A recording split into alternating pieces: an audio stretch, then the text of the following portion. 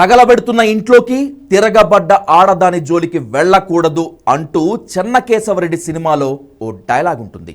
ఆ సీన్లో భార్య, వైఎస్ జగన్ సీన్లో చెల్లెలు తెలంగాణకు పరిమితం అవుతుందని షర్మిలను తక్కువ అంచనా వేసి సోషల్ మీడియాలో తన సైన్యం చేత నానా కూతలు కూయించిన జగన్ ఇప్పుడు పర్యవసానాలు ఎదుర్కోవటానికి ఇబ్బందులు పడుతున్నారు.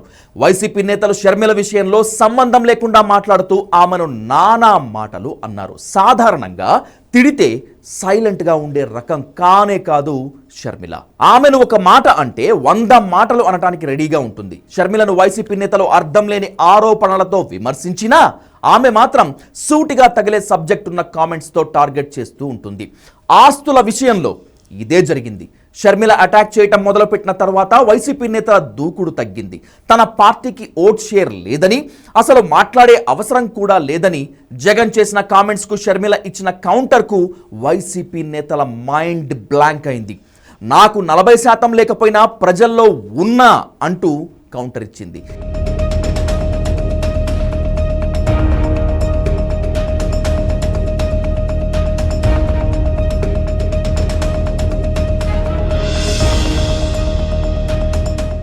ఇక ఇప్పుడు అదానీ వ్యవహారంలో షర్మిల చాలా దూకుడుగానే ఉన్నారు. అదానీని టార్గెట్ చేసే క్రమంలో జగన్ను కూడా టార్గెట్ చేస్తున్నారు. ఈ కేసులో విచారణ జరిపి అప్పటి ప్రభుత్వ పెద్దలను, మాజీ మంత్రులను, అధికారులను అరెస్ట్ చేయాలి అంటూ ఆమె డిమాండ్ చేస్తున్నారు. ఈ విషయంలో సోషల్ మీడియాతో పాటుగా ఎలక్ట్రానిక్ మీడియాలో జగన్ను టార్గెట్ చేస్తున్నారు షర్మిల. చంద్రబాబు నాయుడుకు ఇప్పటికే షర్మిల ఓ లేఖ కూడా రాసి జగన్ను అరెస్ట్ చేయాలని డిమాండ్ చేస్తున్నారు. అలాగే ఏపీ గవర్నర్ కూడా ఇదే అంశంపై ఆమె విజ్ఞప్తి చేశారు. విచారణకు ఆదేశించాలి అని డిమాండ్ చేస్తున్నారు. ఇలా షర్మిల ప్రస్తుతం అటాకింగ్ మోడ్లో ఉండి జగన్ను ఎలా అయినా అరెస్ట్ చేయించాలనే ప్రయత్నం చేస్తున్నారు. ఆమె చేసే పర్యటనలో కూడా జగన్ను ఎక్కువగా టార్గెట్ చేయటం మనం చూస్తూనే ఉన్నాం. ఎక్కడికి వెళ్ళినా గత ప్రభుత్వ లోపాలు, జగన్ తప్పులు అంటూ ఆమె విమర్శలు చేస్తున్నారు. చంద్రబాబును తిడుతున్నా అవి ఎక్కువగా జగన్నే టార్గెట్ చేసుకుని చేస్తున్న విమర్శలుగా కనిపిస్తున్నాయి. ఎందుకు జగన్మోహన్ రెడ్డి గారు వచ్చి మాట్లాడడం లేదు? ఏ దాని మీద జగన్మోహన్ రెడ్డి గారు వచ్చి మాట్లాడరు?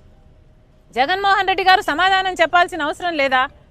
నేనేం తీసుకోలేదు, నా బిడ్డల మీద ప్రమాణం చేస్తున్నాను, నేను ఒక్క పైసా కూడా తీసుకోలేదు అదాని దగ్గర అని ఎందుకు ప్రమాణం చేసి చెప్పడం లేదు జగన్మోహన్ రెడ్డి గారు? తనను వేధించిన వారి విషయంలో ఆమె సీరియస్ గానే ఉన్నారు. గతంలో జగన్ ఏ తరహా రాజకీయం చేసేవారో ఆమె వివరించే ప్రయత్నం చేస్తూ పదే పదే జగన్ లక్ష్యంగా మీడియా సమావేశాలు పెడుతున్నారు.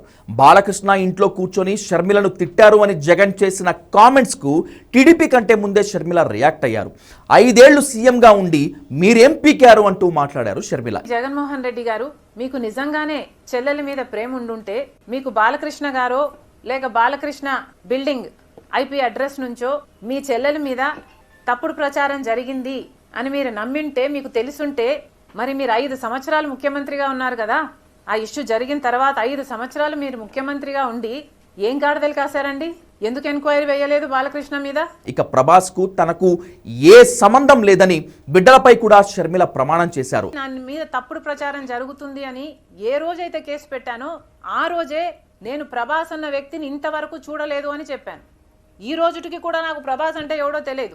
ఈ రోజుటికి కూడా చెప్తున్నా, ఆ రోజు ప్రమాణం చేశాను నా బిడ్డల మీద నాకు సంబంధం లేదు ఆయనతో అని. ఈ రోజు మళ్ళీ చేయడానికి కూడా చెప్తున్నా, నాకు సంబంధం లేదు ఆయనతో. నా బిడ్డల మీద ప్రమాణం చేసి చెప్తున్నా.